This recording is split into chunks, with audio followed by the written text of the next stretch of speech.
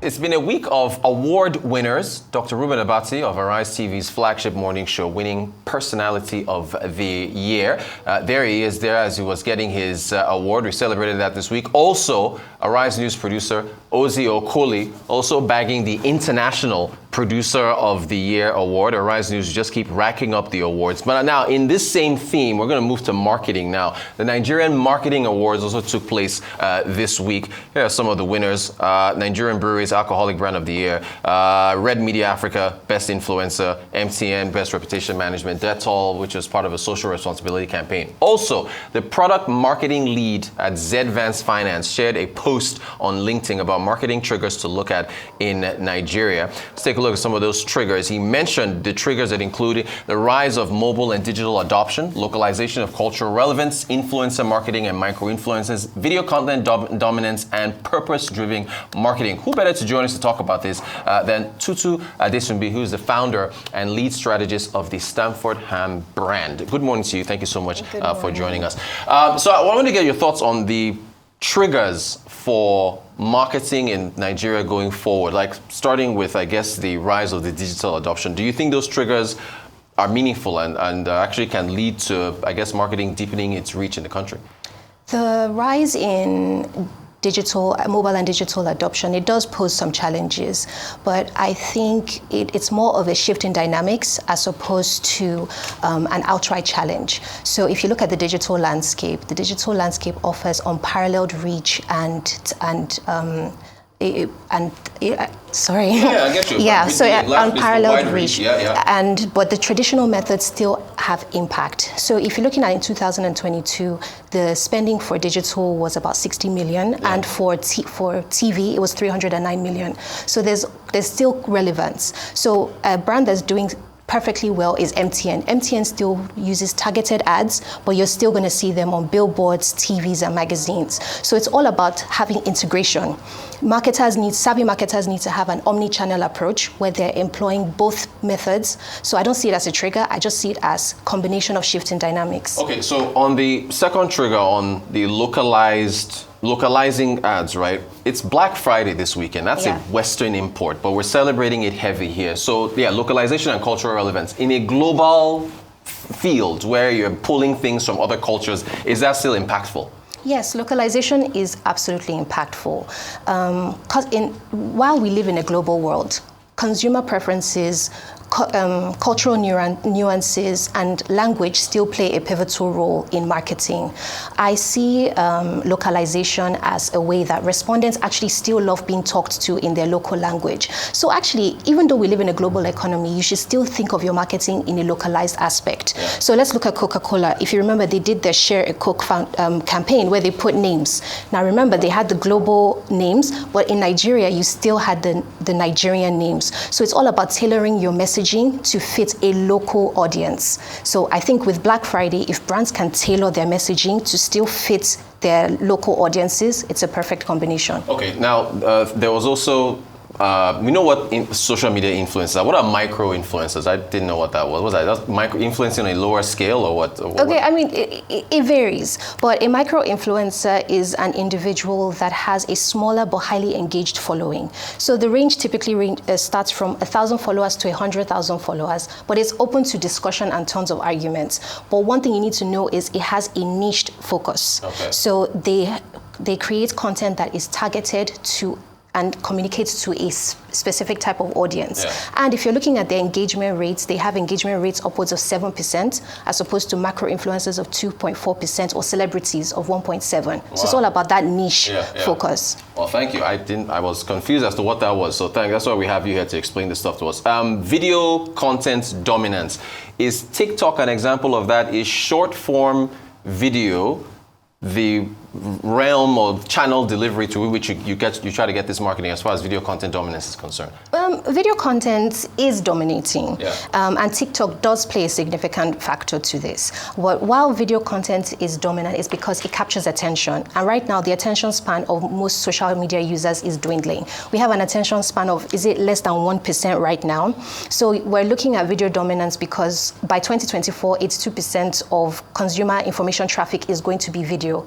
But let's not throw away other channels, other content outputs. Images and graphics are still doing amazing. It's up to us as marketers to maximize the content outputs and know how to deliver the best content to send that messaging across. Images and graphics. Yeah. From your lips to God's ears. Graphics all the way. What about purpose-driven marketing? I thought all marketing was purpose-driven, which is to sell stuff. What's the meaning or the logic behind that? Purpose-driven marketing, it goes beyond selling a product. It's a messaging that aligns with a meaning or the value a brand gives. So not all marketing is purpose-driven, but purpose-driven is more about the impacts, the content, the messaging, the impact that the brand is bringing to society and the messaging it cuts across. Yeah. So all marketing actually should have an objective. It should give a benefit. It should educate, it should inform, it should inspire, it should entertain, it should make you laugh. But all in all, it should deliver value. So all marketing should be valuable, but I don't think all marketing is purpose-driven. Yeah, okay. Thanks for the explanation. All right, let me get to the Nigerian Marketing Awards with the winners we saw. I want to focus more on the categories, right? As in how some of them were determined. So, like the best use of social media, which I think was won by Pompey or so. Yeah. How do you determine best use of social media? Is it the metrics or is it, what else?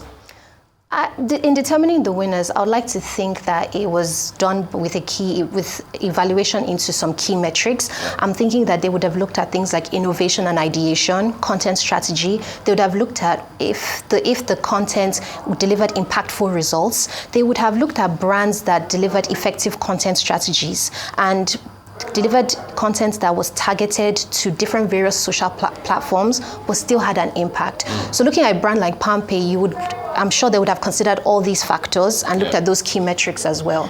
Can I ask you, back to the local stuff, right? Why is there so much singing in Nigerian ads? Is that a cultural thing? I mean, they come up with lyrics, just there's a laptop on the desk, or I went to buy it. Why is that? Why is there so much singing? Singing? Yeah, it beats me. I mean, what is that? Is it yeah. Okay, so I think singing is ingrained in our cultural nuance. Music is ingrained in the cultural fabric of Nigerians. Right. But one thing we should always do is understand the impact that music does. Music in advertising evokes emotion. It invokes content relatability. And it allows you to have a memorable thing. We all can't forget the Peak Milk jingle, the famous GT Bank star 737, right. Milo. So these things evoke emotions and they allow the customers, even till today, when you hear it, you have a feeling of nostalgia. Right. So I think singing is just a way to have content relatability and also for you to evoke an emotion that taps into people making some type of action. Yeah. All right. Fair enough. I think it's overdone, but no problem. For folks who want to get, is this a you've started your own brand. If somebody is wanting to come into this field, what's your advice? Do you go work for a big brand to rise to the ranks, or start your own thing, since video is allowing everybody to now be at their own marketer and so on? What's the message for, folks who want to get into this field of work? I mean, I got into this field, I stumbled into marketing, and my first job was an entry-level role in a magazine. Okay. So I've been in this for 7 years, and if I was going to share some key takeaways, the first thing is, do you actually want to do this? Marketing requires you giving your all to make sure the client is happy. So you have to be able to, first of all, understand that. The second, learn as much as possible. Take as many free courses. Google has free courses, Coursera has free courses, and hone your knowledge. And then take on as many jobs as you can. So you said, do people want to, if they want to start their brand, they're going to have to understand that you're going to have to kiss a few frogs. You're going to take, you're going to take on some jobs, but you're just using it to expand your portfolio, which will help you then get those high-ticket clients. And then practice. The digital marketing landscape is so wide that you're not going to know where you fit in until you actually have tried a few things. So you're not going to find your niche immediately and so keep doing as much as you can until you find the thing that you're really good at. Okay. Yeah. Okay, so let me touch on that now. You said the digital marketing landscape is wide. You also mentioned getting key clients. Okay, so based on Nigeria's population and the number of eyes and ears you're trying to reach, is the field hyper competitive? Absolutely. Yeah. The market is so vast and diverse, and we have a population exceeding 200 million. Right. And we have to understand that a market that diverse and wide is going to lead to competition. But I see it in a good way. I think that with that type of competition, you're going to have people, marketers, trying to get the most innovative content out there. We're fighting now for attention and market share. So you're going to have the most innovative content, the most creative content. You're going to have people being agile and adaptive to cutting edge, marketing techniques that cut through the noise and grab the attention of the audience. So I see the competition as may the best man win. Yeah. Or woman. Oh, woman. Okay, finally, what are the peak seasons? We just talked about Black Friday. Christmas is coming up. I mean, what is it? Is it Valentine's Day? Is it Easter? What are the peak periods for all this stuff? Okay, peak seasons vary. So you can have peak seasons like your Christmas, your Eid, your Valentine's. These are global and local ceremonies, occasions that we all celebrate. So it can be both global, both local. So if there's Eid here, we would celebrate it. But something that marketers also, I would like to point out as a marketer, is a peak season can actually be a season. It can be a moment of virality, a sound, a challenge, or a trend that people are tapping into. So sometimes peak seasons can just be a viral sound that everyone is using and tapping into, but it's mostly peak seasons should just be noted for three things: to connect with the audience, to tap into the purchasing power, and to just grab attention. Hey, this has been a very informative segment. I thank you for joining us. We'll see how you think we're going to have the economy is a little tough. You think Christmas is going to be healthy for sales and so on and so forth? How do you think things will turn out? You're cautiously optimistic? I'm cautiously optimistic. I'm praying. Tutu Adetunmbi, founder, lead strategist, the Stamfordham Brand. Thank you so much for joining us. Really appreciate your time.